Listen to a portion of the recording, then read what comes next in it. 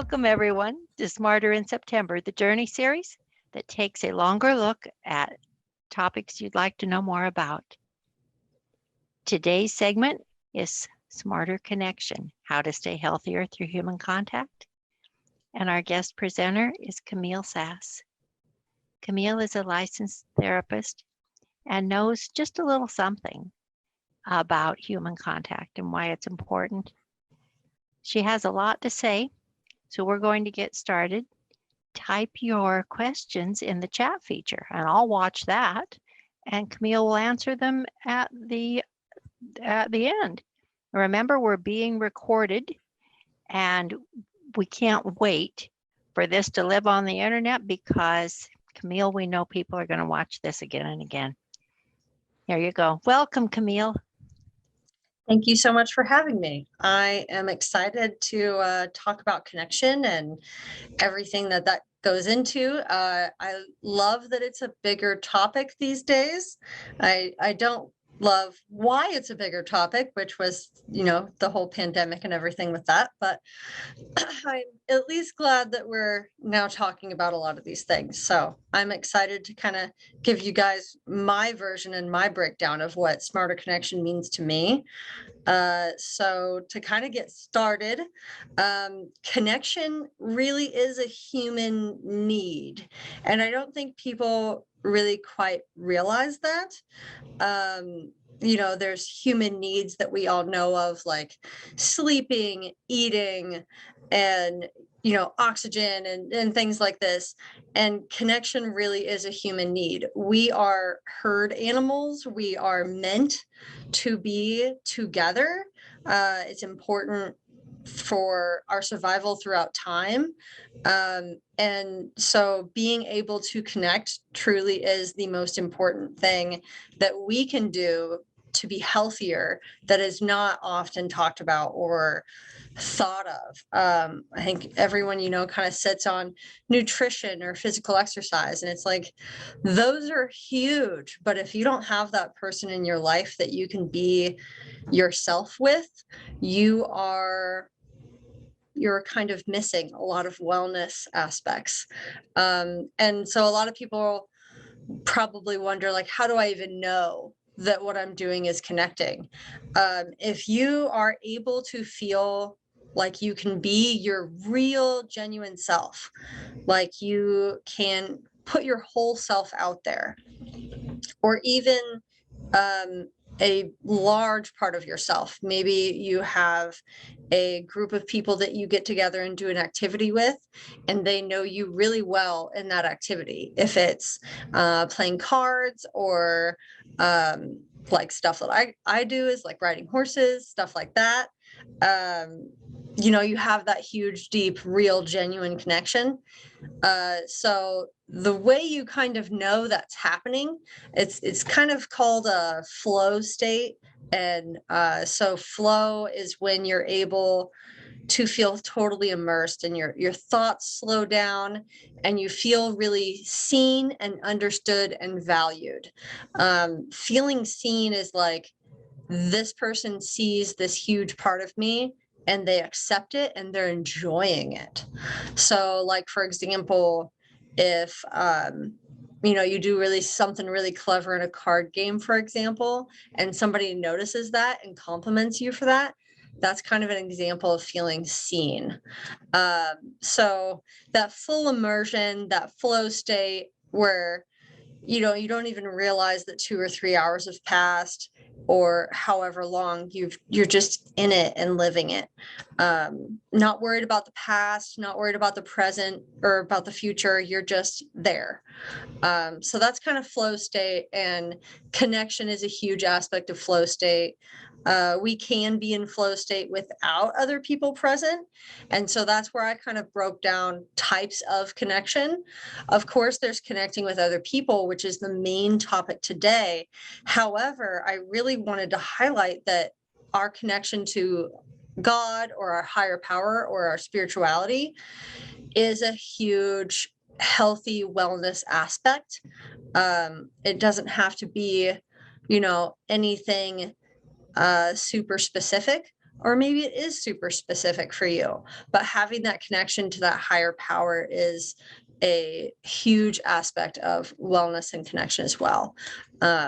Connection to animals, that's one of the things I am a little biased towards, as I have a equine therapy business. So I do sit down talk therapy where it's just me and the person in a room, and we just talk about things, and some other different interventions that go into that.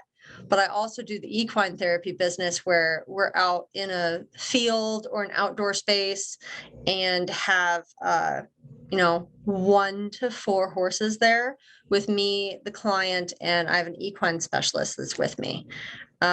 So having the experience of seeing people in an office and then seeing people in that equine therapy space, completely different. I did not realize exactly how powerful it was going to be.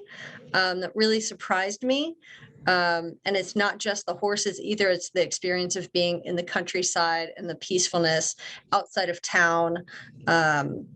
Living in Nebraska, they haven't really prioritized natural spaces and public natural spaces, not like other states have. We have those, but there's not quite the same as like maybe like Colorado has, or Tennessee, or things like that. So connection to animals, connection to the world, that kind of all builds in together as well. I think about the connection to the world as people or nature, or just kind of feeling like, we're all kind of in this together on earth, kind of thing. So having that connection and feeling that connection in all these different ways is really important wellness components.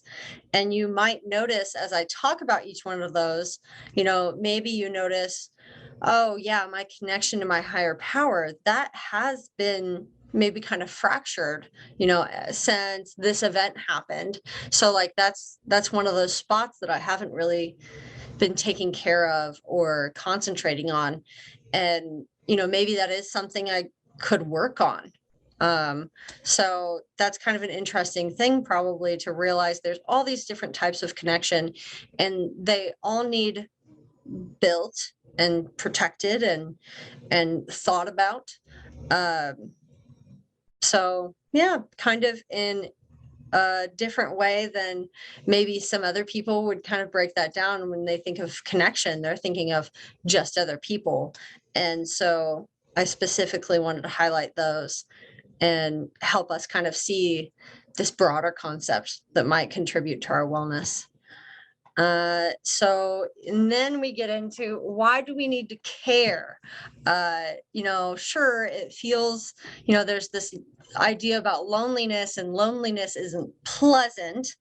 And I don't think people quite realize that loneliness is actually a damaging thing to our bodies and to how we function.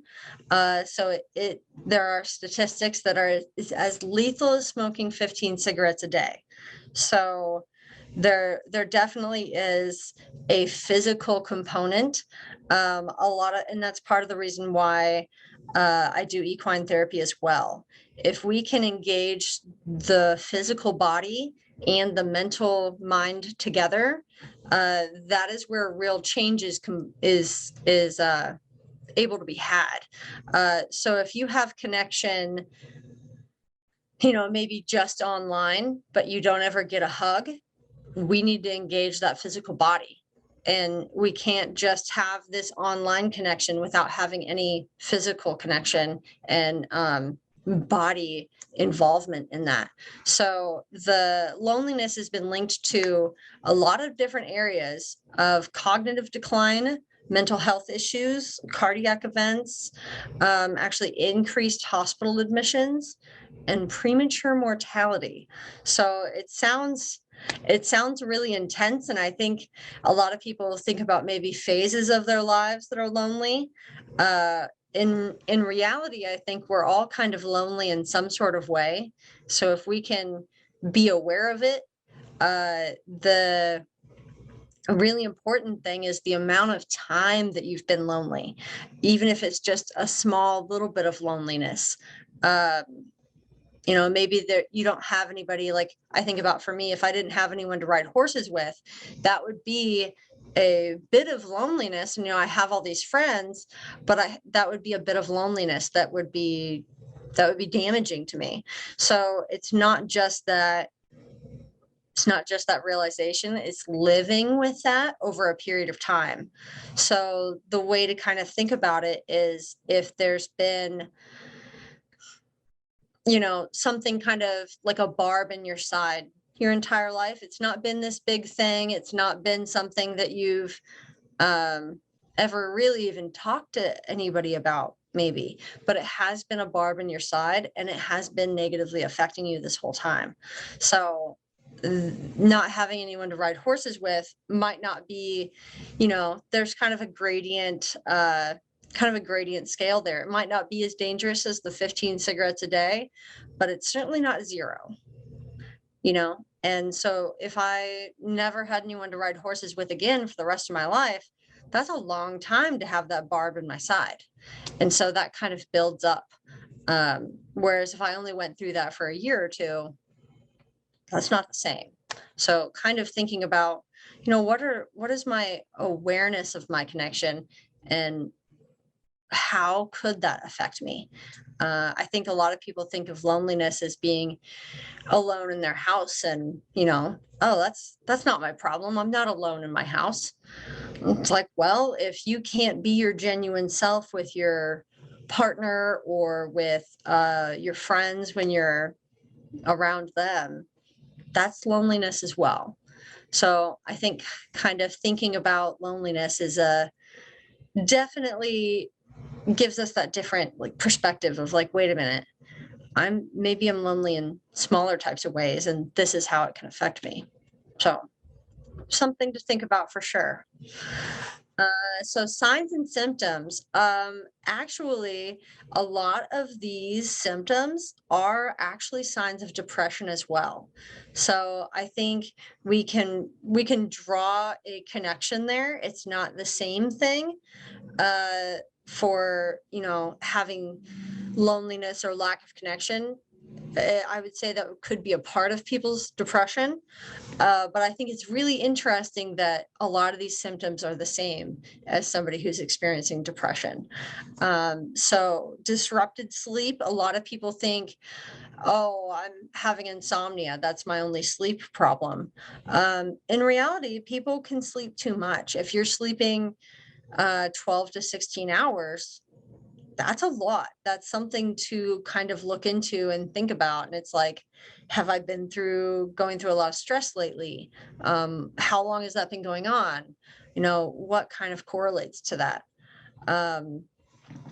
Negative thoughts about future and self is, I will always be alone, or I'll never have anybody be close to me like so and so are close to each other. So kind of telling that story in your mind about yourself and about your future. So difficulty completing activities. So I see this a lot for a lot of my clients. This is a really common thing. Is I have several clients that are alone kind of all day, or throughout the week, and so they might not shower as often as they need to, because they kind of tell themselves that it doesn't really matter. And so that's where we kind of get into noticing, wait a minute, that's affecting that. You know what I mean? You're telling yourself that you don't do anything important in your day. So then you're telling yourself you don't need to shower. And so that's kind of where I start to see that for people. Appetite changes. I think about this a lot as well. People tend to want to eat together. And so not being able to eat with somebody else, or only having one person to cook for, yourself, it definitely changes how you cook. Being somebody that's maybe single, or somebody that's not living with somebody, you could get away with having a bowl of cereal for dinner, maybe. Whereas if you're living with somebody, that's probably not something that you would do. So that's kind of more of a habit behavioral change, but that can definitely get into appetite changes as well. Where, oh, I don't have anyone to eat with and I don't really feel like eating at all. So that's where I would say you start to kind of see that. Irritability for sure. If it's especially hard talking to people when you don't often talk to people. And so that might kind of create some irritability, as well as if you're telling yourself, oh, these people don't actually care about me. That's going to make you have a different way of interacting with the world as well. So purposeful isolating or avoidance. So a lot of people might think, now that I've explained a lot of these, you might kind of see where that comes from, but it's that, they're not going to care about me. Um, I'm not interesting, or I don't have anything good to say about this.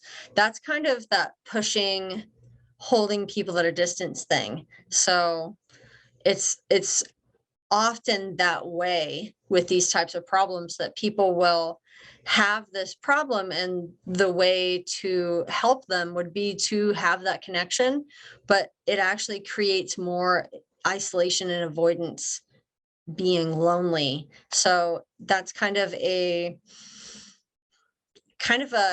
unfortunate thing. I tend to find people in there a lot of, I don't have any friends and I don't want to make them. And both of these things are bothering me. So I've definitely had a lot of clients in that situation. So the last one is bids for connection.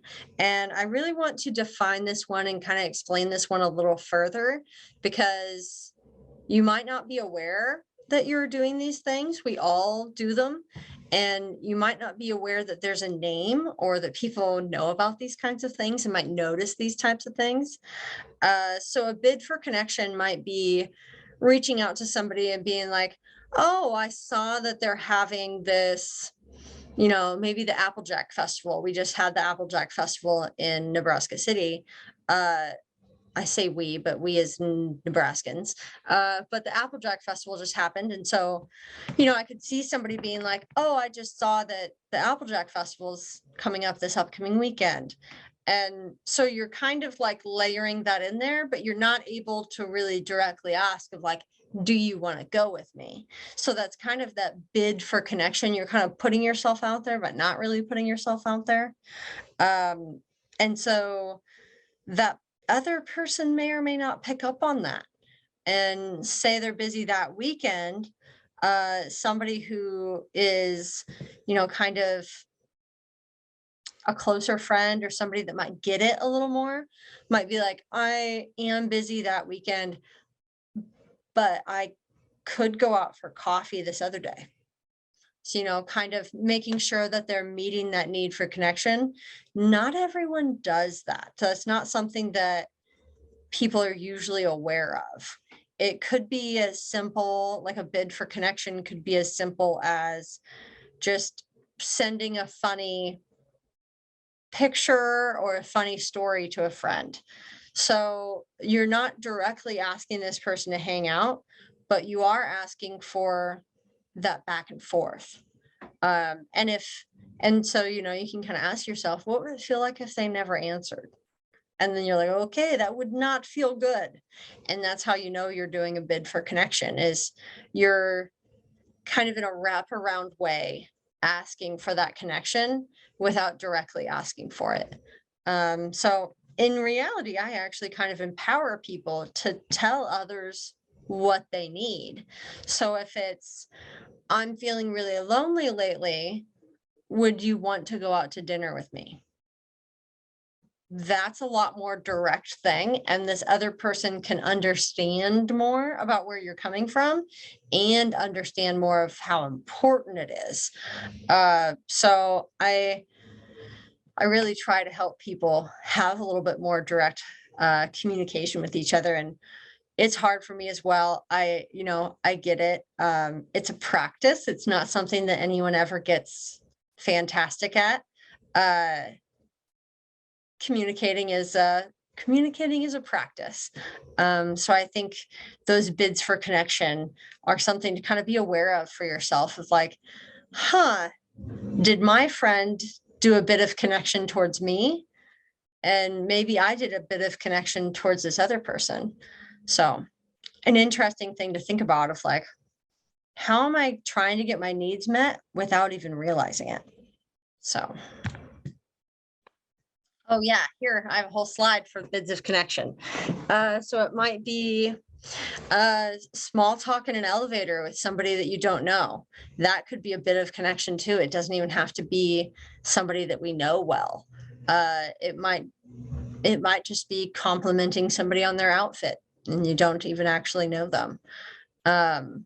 Sharing about our day is a big one for a lot of people when they come home from wherever they've been. Sharing an accomplishment. I think we see that on Facebook a lot of, oh, hey, this happened. And, I'm going to post this picture and story about it. That person's doing a bid for connection. They're kind of seeking that validation. So initiating or commenting about physical touch, that one's kind of interesting. I have a lot of clients that have been able to ask me for a hug because they needed a hug. There's some therapists that don't want to do that. And I can see why, but I think it's an important thing. A lot of my clients are what is called touch starved. They don't have anybody to give them a hug that they feel safe with. And actually equine therapy has been amazing for that as well. We have a specific horse that is particularly good at accepting and giving a hug. So he tends to be the favorite for that. So bringing up a common interest, expressing concerns about others. That's kind of an interesting one. There might be that conversation with your, one of your family members about another family member. So you're trying to have something to talk about and share the opinions and kind of get validation for your opinion. And you know what I mean? Try to get this connection with this person you're right next to. So the interesting thing is these are all ways that we do a wraparound to try to get that connection, but not directly asking for it. So I kind of empower people to figure out, how can I directly ask for this connection? And so the next point is, there are kind of three reactions that tend to happen. It's a turn towards, a turn away, or just in ignore. So the person that said, hey, I'm busy this weekend, but how about we go for coffee this day? That's a turn towards. So even though they didn't accept, that's still a turn towards. A turn away is kind of like, oh no, I'm busy. And then they talk about all the cool things that they're doing this weekend instead. That's kind of more of a turn away. Like, that's not going to feel as good. Or like I said, an ignore is just somebody who doesn't text back at all, or doesn't message back, or have an answer, which also would not feel good. So kind of empower people to recognize when you are doing a bid for connection and when other people are doing a bid for connection. And that can change your conversations. It can change your relationships. A completely different way of thinking about connection. It's not just the march up and try to be friends with somebody. It's maybe it's just, offerings that somebody, comes over and meets your new puppy, hey, well, I haven't had anybody over for a while. How about you come over and meet my new puppy? Could be anything. So thinking about what feels natural to you and what might feel natural to that other person as well.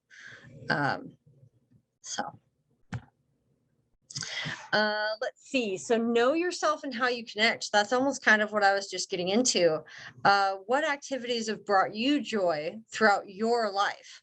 So for example, me and riding horses, I've been riding horses since I was 9 years old. That is obviously going to be an activity that I can do almost anything with, and I can figure out how to connect within that and get a more genuine and fulfilling connection. Whereas if I I don't know, tried to go and look at architecture with somebody. I don't know what I'm looking at. I can say that that building looks cool, but I'm not going to be able to tell you if it's from the Tudor era or if it's from, mid-century modern or whatever things about architecture. And it's not going to be as fulfilling for me.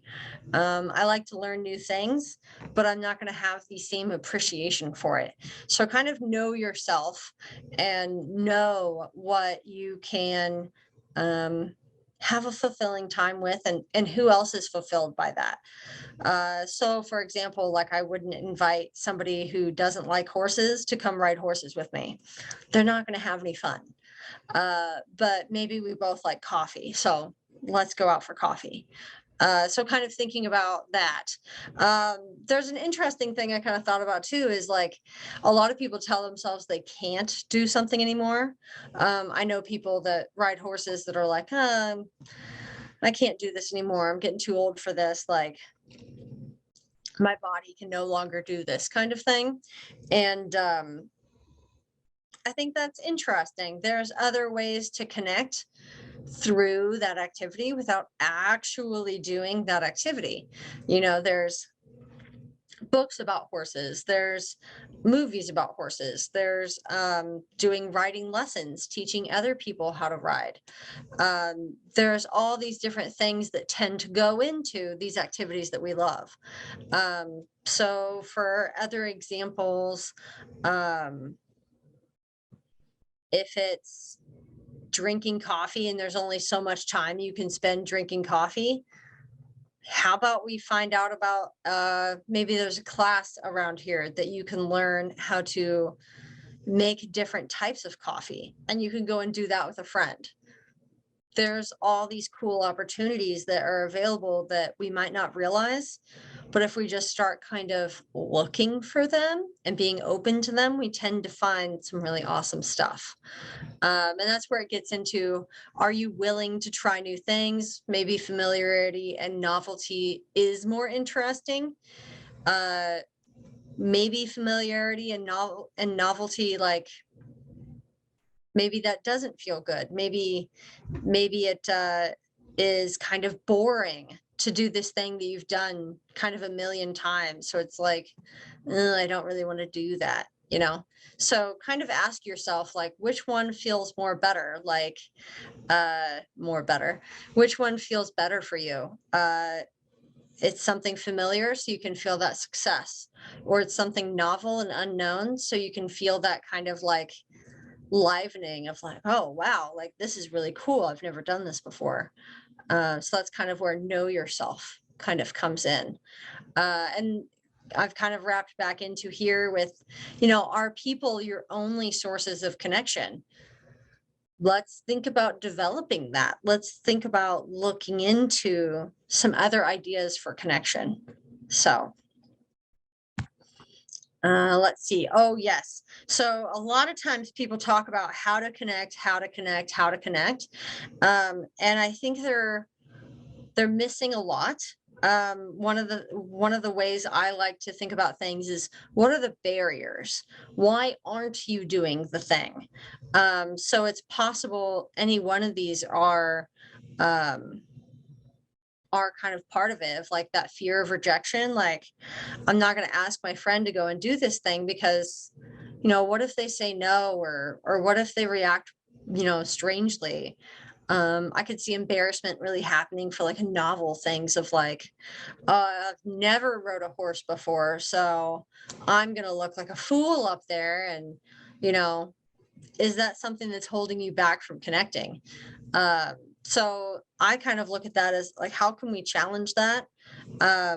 Everyone looks pretty strange the first time they ride a horse. And so kind of normalizing that for yourself of like, well, of course I'm going to look strange. It's the first time I've done something. And why am I expecting myself to be good at something I've never tried before? So that's kind of a question of like, why am I doing that to myself? That doesn't make sense. Limited options due to geography. There's a lot of cool things that happen in really big cities. So Kansas City, or even farther away like DC, that have all these really amazing activities that happen that might be perfect for you, but they're not happening in Nebraska. So, that might be limiting your options. If you really like to do, maybe war history stuff, we don't really have any physical locations for war history stuff in Nebraska, not that I know of.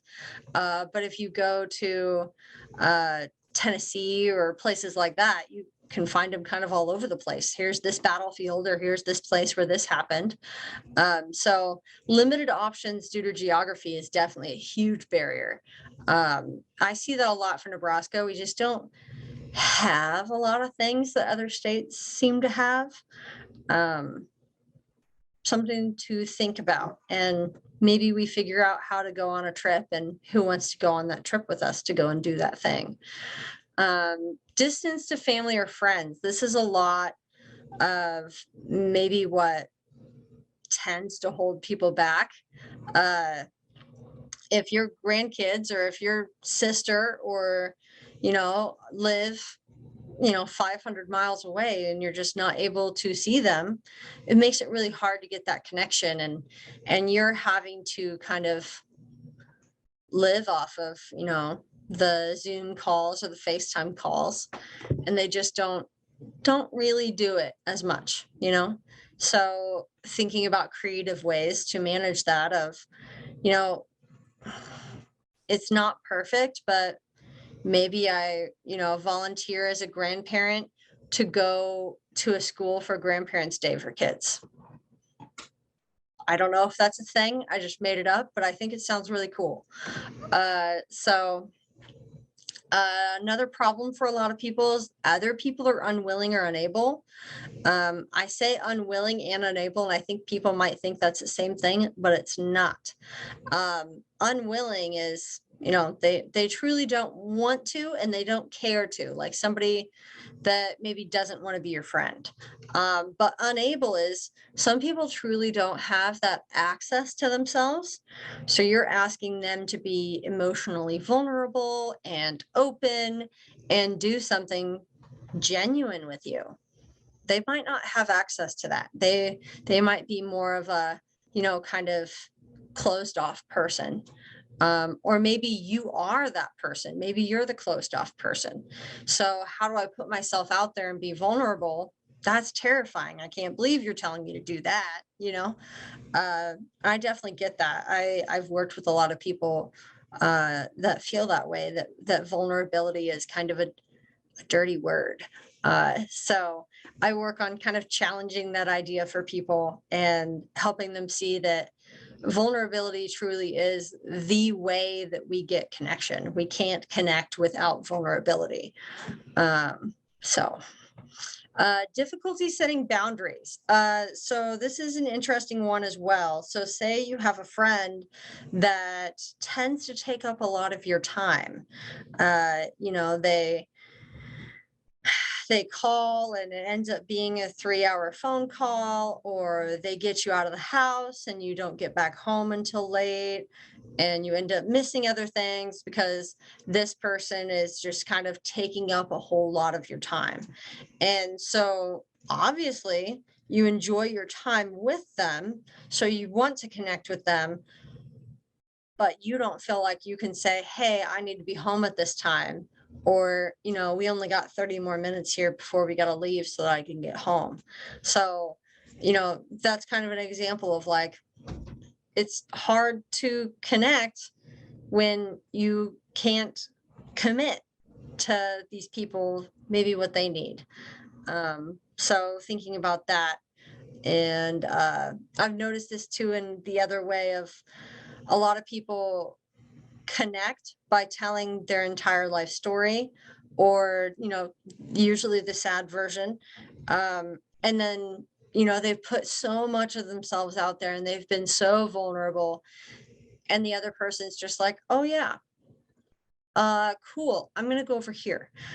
So it's kind of that idea of like, how much do you let people in? How much do you hold back? And trying to kind of calibrate to that situation is tricky for a lot of people. And that's definitely not easy. There's a lot of people that struggle with that. And here's one of my favorite ones: different beliefs about connecting. So I know this is essentially especially true for my generation. However, thinking that you need to connect and alcohol needs to be a part of it. I know different people that they go to family events and everybody drinks, and if you don't drink, it's strange. We don't need alcohol to connect. That is not necessary. It makes it easier, but you're not actually getting that true, genuine connection that we're actually looking for.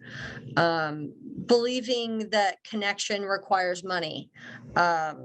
In some examples, it does. Like if you want to go golfing in one of the best golf courses in the world, it's going to take time to get there and money to get there. And it's going to take money to get into that golf course. Of course, it takes money. However, we can connect over watching a movie about golf at home that we already have with one of our family members. So this idea that connection needs to have alcohol or money attached to it or be a big time investment is not necessarily true. You can spend 15 minutes getting coffee with somebody, and that can be a really important and fulfilling connection, especially with the right person. So really thinking about what beliefs are attached to that maybe aren't true. This one I thought was really important. Family connection versus peer connection. I know a lot of people really need this lesson at some point in life, and one person cannot be everything to you or you everything to them. That kind of enmeshment, where people are kind of like stuck on each other, like you are my everything and I'm your everything. That is not possible. Even people that are twins that know everything about each other, they still need other people. And the best social support system is to have kind of a group of people around you. So it's not just one person you're relying on.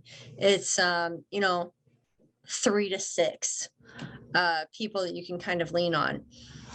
Because how often is it that one other person would be busy and you need help and you can't talk to them because they're at work or they're, doing something else. So I really try to encourage people, let's have a group, at least 3 people that you can kind of lean on for different things. And so then you're going to have your primary, secondary, and tertiary levels. Your primary people that you're going to lean on is maybe your partner or a adult child or, a really close best friend that you've known for a long time. They're going to be in your primary group. Your secondary group is maybe going to be the people that you've known for some time, or you really enjoy doing these 1 or 2 activities with them. And your tertiary is a little bit more like your, not necessarily acquaintances, it's definitely like closer than acquaintances, but maybe you just see them when you're playing cards with them. Or maybe you just go over and hang out with them when they're having more of like a gathering of friends, but you two don't directly hang out with each other. So kind of thinking about, what is my primary group, who's in the secondary level and who's in the tertiary level. So prioritize and balance all types of these.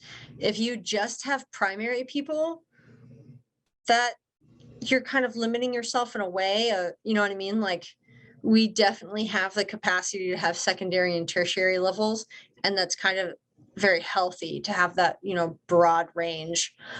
Even if you just have, 2 primary people, 2 secondary people, and 2 tertiary people, they all require work, and they all give us wellness benefits. So kind of balancing that stuff out. Another important thing to think about is like, what is your definition of family? My personal definition and the definition I give to clients when they're struggling to figure out their definition is people that treat you well and unconditionally love you and have committed to you as a, you know, as a close person in their lives. So it doesn't necessarily have to be blood for a lot of people. If you've lived any amount of life, you've known somebody at some point, even if it's you, that blood doesn't necessarily mean anything. If you're related by blood to somebody, it doesn't mean that they're family. So you might have seen examples of that at different times. And so maybe if you have your connection with your, 30 something daughter versus your best friend that's the same age as you, that kind of helps you see too that connection with your daughter and that connection with your friend are both important, and neither is better than the other. I think a lot of people would see, oh, well, that's your daughter. And it's like, yes, at some level, we always have to have boundaries. Healthy relationships have boundaries. And it's healthy to have boundaries. I think a lot of people don't realize like, oh, boundaries are holding people at a distance. And it's like, no, not necessarily. The way I define boundaries for people is boundaries are the distance between I can love you and love myself simultaneously. So I can love you at this distance and you can get this close to me and I can still love me. So sometimes that's really close and sometimes it's a little farther away. So thinking about the specific benefits of all these different types of connection, you might be able to talk about memories with your daughter from when she was a child, and that does a specific thing for you. That feeling of talking about, oh, that trip we went to Yellowstone, that was amazing. Being able to reminisce about that with somebody is going to be more fulfilling with that person than if you tried to reminisce about going to Yellowstone with somebody who hasn't been there. It's just not going to be as fulfilling. It's not going to be that conversation. This other person is going to remember, something else about that trip too. And that's going to, kind of build. So yeah, stuff to think about that I don't think anyone would realize unless they actually looked into this. Or if you're a therapist like me that can just kind of rattle this off and it all makes perfect sense to me. I talk about it at least every day. So I hope that kind of broadens your guys' ideas of like, what are connections and how do I know when it's happening and who can I do that with? And is it okay if I don't connect with this person? I say yes. Like, you don't have to connect with somebody just because we both ride horses, for example. Doesn't mean we're going to be best friends, and we don't have to be. So I think that kind of helps give people like a little bit more empowerment of like, oh, I should be hanging out with this person. No, not necessarily. Like, find the people that feel right to you. So that's kind of my empowerment nugget for people. And so I can talk about a little bit more here of, kind of like, what do I see? The people that struggle the most that I work with are the people that truly don't have anyone. I've had a couple clients like that. I have one currently right now. Like, I am the one person that listens to them and talks to them and will talk to them about anything. And so, the specific ways that she struggles versus somebody else that has a best friend that they can talk to about everything. And I'm just kind of an additional. And the different outcomes for people when they have those close people, or the people that are willing to have close people, they're fundamentally different from the people that are kind of like done with letting anybody close. I definitely have clients that are in that boat too of like, I'm, kind of modeling this healthy relationship with them and showing them how they can healthily connect with somebody, and they're not very open to it. They don't trust it. And, it might take 6 months to a year of weekly sessions for us to even feel like safe, for that client to feel safe with me. So there's definitely things that go into that and things to think about. Increased depression and anxiety for sure. Difficulty benefiting from treatments. Like I said, somebody could take 6 months to a year to really truly open up and feel like their genuine selves. And they're benefiting massively, but we're not working on how to connect with other people quite yet, so they're kind of limited in where they're at. But it's the most valuable work they can probably ever do for themselves, is to work on that. And I've already touched on the touch starve thing.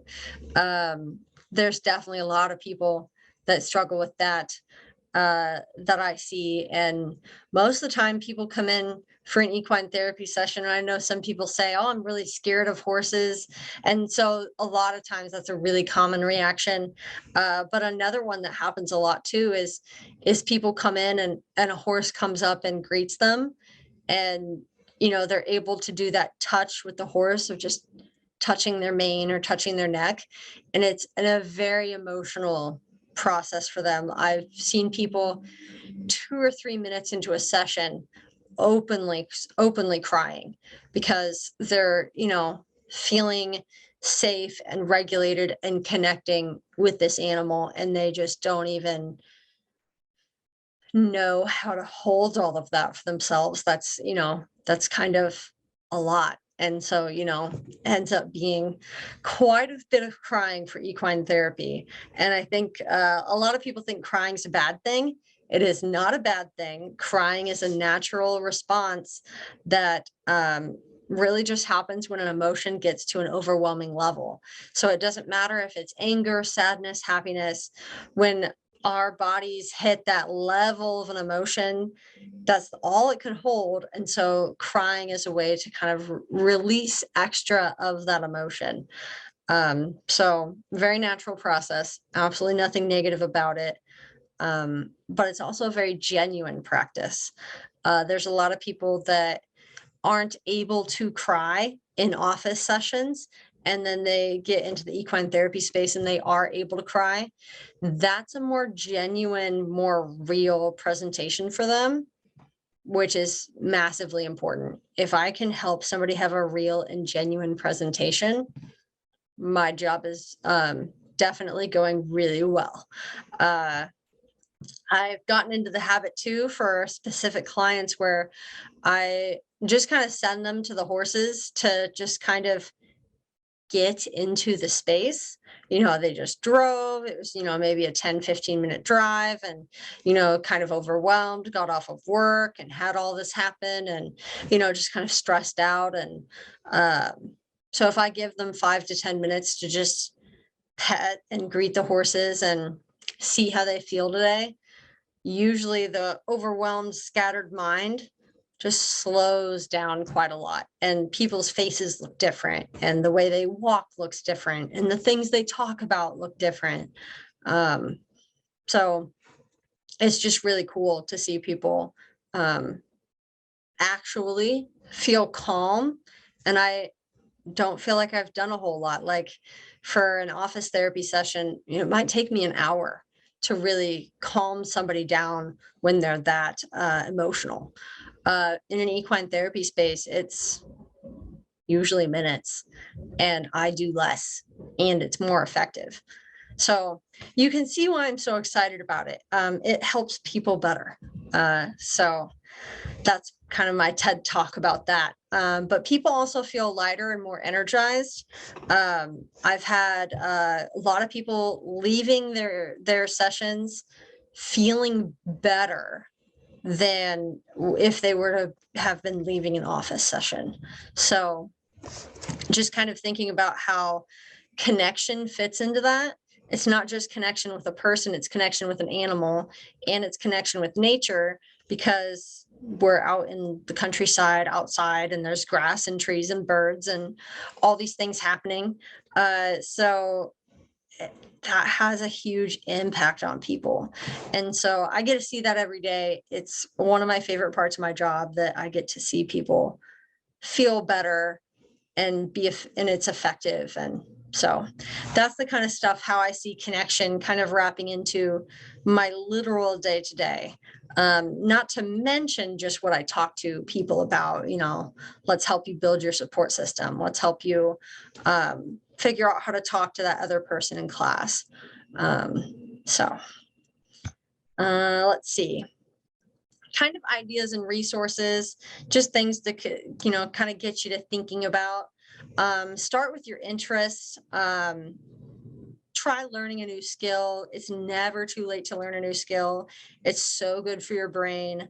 It doesn't matter if you take a guitar class and you did never think you were going to take a class learning how to play guitar, but here you are. It's really good for your brain. It's really good for your mental health to just really put yourself out there in a new way, and working on empathizing with yourself when you mess up and stuff like that. Technology is definitely huge. I love that we're able to do these Zoom things. I love that I'm able to do telehealth with my clients. It has been truly amazing to be able to have these other options for seeing each other and talking to each other. At some level, it's increased connection, and at some level, it's a different connection. It's not the same as in person. I think anyone will tell you it feels completely different to connect over Zoom than it does to connect in person. And so I say at some level it's better, because maybe it wouldn't have happened otherwise. But at some level it's worse, because maybe it's not quite that real deep. Like, there's some clients that are really good at doing telehealth, and it doesn't change the way they are in person or telehealth. They're able to connect just the same. But there's some people that talking over telehealth is not going to work for them. It doesn't feel good. They don't want to do it. Community living is another thing to think about. I think a lot of people have, maybe a negative stereotype with community living, or, making sure you have a neighbor that you connect with, or, different like facility type living, like assisted living or stuff like that, can probably have a negative for a lot of people, can feel negative. However, look at all your opportunities for connection there. You're able to go to dinner with somebody. You're able to do activities with somebody, do outings. So some really cool stuff can happen there if we can kind of get past that barrier of the negative idea of it. I also did a little Googling for you guys. Travel agencies specifically for the age 50 to 90 age range. So there are these two, Road Scholar and Overseas Adventure Travel, that are specifically tailored to that age group and to going out and doing things that you might find interesting. So it's kind of like the war history idea of like, maybe there's a trip of people that don't know each other that are traveling around some sites on in the South and on the East Coast and seeing some of these things. Or maybe there's one that goes to Germany to see different sites there for different wars and stuff like that. It could also just be, we really love the state of Maine and we're going to go travel around Maine together. It can be as specific or as broad as that. So there's a lot of different travel options that each of these have. Obviously more of a financial investment, more of a time investment, but incredibly valuable stuff. And of course, local meetup groups through churches, community centers.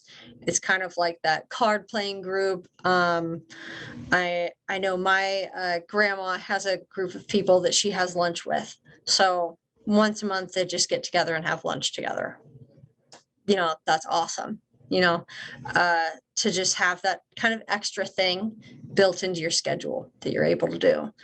And if you really identified with maybe the signs and symptoms of loneliness, or really identified with any of those barriers to connecting, and that felt, kind of too real, and maybe you kind of saw yourself in that, there's nothing wrong. Consider finding a therapist that you can work through that stuff with. That is definitely within our wheelhouse. You do not have to have some major mental health condition to benefit from working with a therapist. So there's people that specialize in that, transitions of life, or people that specialize in, broadening your support system and working on coping skills and kind of wellness and stuff like that. There's definitely people that focus more so on those things. And thank you for listening. And I think I've seen a couple questions come through. So I guess I will turn it back to Kelly and see what she has for us. Thanks, Camille. I really Of course. appreciate it. Yes. So Yeah. listen, I do have a couple questions. One, someone did mention that there are sites that have war reenactments, so we need to force ourselves to search a little more for things that aren't here continuously, such as the museum in Pawnee City. And Yeah. that Perfect. the same individual asked you to once again give the definition of healthy boundaries, if you would, please. Oh, yes. My kind of way of saying it is the distance between I can love you and I can love myself simultaneously. I don't think anyone would say that's really an official definition, but it's the one that makes sense to people the most. I think official definition is probably more along the lines of the physical, emotional, and psychological limits to resources, time, energy. It gets really wordy really quick. Definitions of boundaries is interesting because the second you start defining it, it's almost like the second you start limiting it. I've had people that need more boundaries with their mom so that they can be closer. And I've had people that need less boundaries with their mom so that they can be closer. So it's just such a broad thing. I try not to define it too much. So my unofficial definition, I feel like, works the best. Okay, well, thanks. That's really helpful. This person says, I love volunteering at FoodNet and as a foster grandparent. So I guess those are a foster couple. grandparent is a thing. Love it. It is. I think maybe that's what they were discreetly trying to tell you there. Maybe not. But a little plug for the foster grandparent program anyway. Yeah. And there's a great one at Head Start. How do you recommend we connect when mobility issues keep us from getting out? Yep. Inviting people over is kind of the first one I think of for in person. Second one, obviously telehealth, Zoom, technology can really broaden that kind of thing. If you have a partner that you live with, maybe you like to watch your favorite TV show by yourself and they never want to watch it with you. So maybe a way of connecting is saying, hey, it's really important to me that I watch this TV show and it feels really good when we watch it together. Would you mind joining me to watch this TV show together? Say it's about golf. They hate golf, but them coming in to watch that golf show with you feels really good, feels really fulfilling to you. So kind of feels strange to maybe put yourself out there and ask for things like that, but very fulfilling and a lot more connection. Other things for mobility issues, I know there's a specific travel, like public transportation for people with disabilities. So I can't remember the name of it right now. A lot of people probably know that answer though. But used to be the awesome. handy van. Yes. They're awesome. And you can connect with your driver and then you can connect with the person you're actually going to meet with, so kind of broadening out those opportunities there as well. Okay, great. Yep. Thanks. And the very last one is, are gaming and card groups good connections? Yes, definitely. There's different types of gaming that maybe different people are into.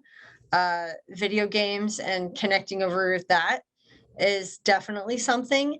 But I also know people that get together and play chess, and people that get together and, you know, have a poker night or something like that.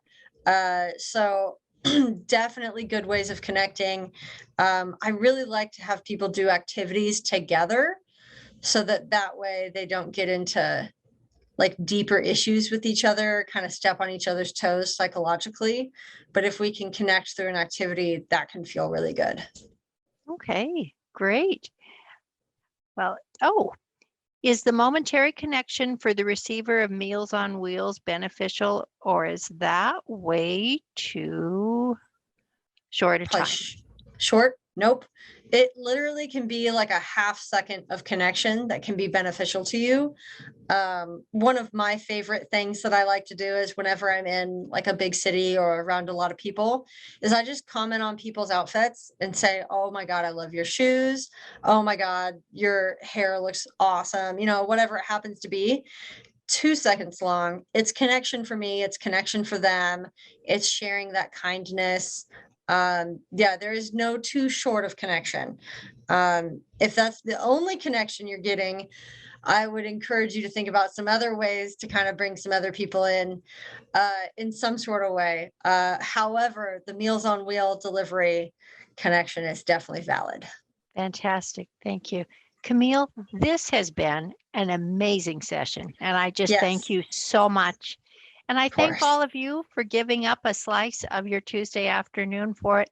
One of my favorite ways to connect, and anybody who knows me knows this is true, is connecting with all of you through the Journey program, whether that's virtually or in person. And we have some fun things coming up. And also, a little bit of a spoiler, big secret, Camille mentioned travel. Watch your emails. Okay, just watch Ooh. your inbox. Thank you so much, everybody. Have a fantastic rest of your week. Be well until we meet again. Bye bye.